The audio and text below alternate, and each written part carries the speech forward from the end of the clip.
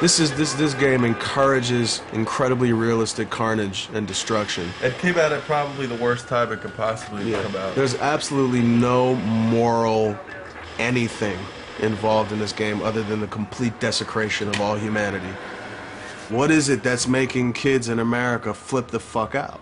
What is it that's making kids in America lose their mind and consider death and the death of other people as an option?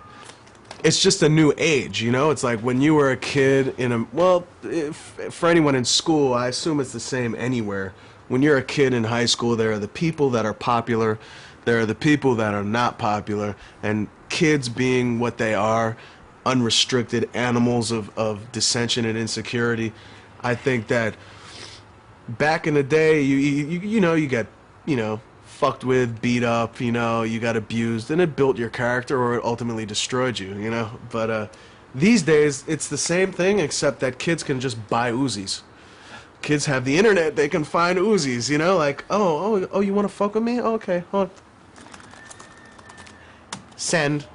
You know, a lot of parents will probably think, well, we don't really have to bust our ass to really get into the head of our child. We don't really have to address what's going on with this kid. We don't even really have to know what's going on with this kid because he's well off. He's sleeping well at night, you know what I mean? There's food in the fridge, there's Capri Suns in the fridge, you know? He goes to after-school soccer, you know? And a perfect example of that is there was 2 bombs that went off in my high school during my 4 years I was there. Really? In Long Island, yeah. Oh, shit. And, two separate ones when I was a sophomore, once when I was a senior, and this is a public high school in Long Island.